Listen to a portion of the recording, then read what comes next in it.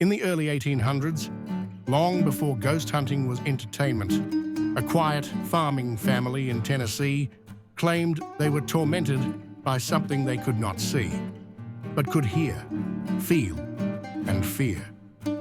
This became known as the Bell Witch, one of the most disturbing and well-documented hauntings in American history. The story begins around 1817, near Adams, Tennessee, at the home of John Bell Sr.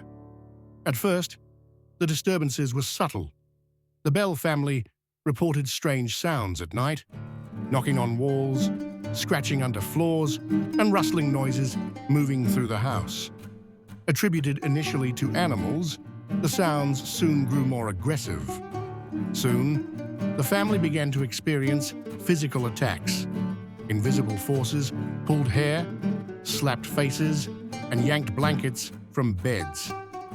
Betsy Bell, John Bell's daughter, was reportedly targeted the most, suffering pinches, welts, and choking sensations while witnesses stood helplessly nearby. What set the Bell Witch apart from most hauntings was its voice. The entity allegedly spoke clearly, identifying itself as a spirit called Kate.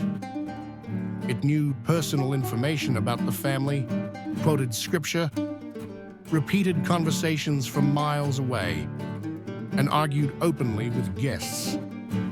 Word spread quickly, drawing neighbors, skeptics, and clergy to the Bell home, many of whom claimed they experienced the phenomenon themselves. Even future U.S. President Andrew Jackson was said to have visited the Bell property.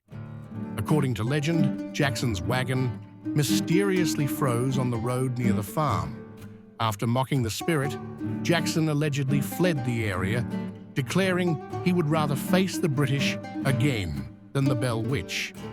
The haunting escalated when John Bell Sr. fell ill. He experienced sudden paralysis, difficulty speaking, and violent coughing fits.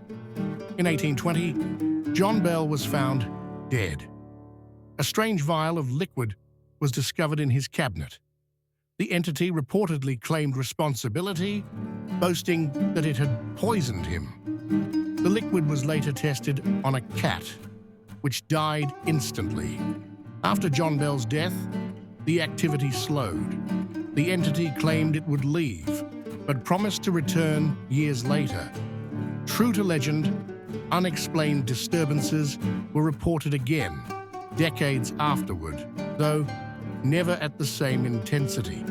Today, the Bell Witch Cave still stands near the original Bell property. Visitors report disembodied voices, sudden temperature changes, feelings of dread, and electronic malfunctions. Paranormal investigators continue to study the site, though no definitive explanation has ever been proven. Skeptics argue the case could be mass hysteria, psychological stress, or elaborate deception. Believers point to the number of witnesses, including respected community members, and the consistency of the accounts. What makes the Bell Witch terrifying isn't just the haunting itself, but how personal and intelligent it appeared. It spoke, it remembered, it claimed a life. Whether legend, psychology, or something beyond explanation, the Bell Witch remains one of the darkest chapters in American folklore. A voice with no body, a family under siege, and a mystery that still refuses to be silenced. Subscribe and visit the page for a deeper dive into these stories.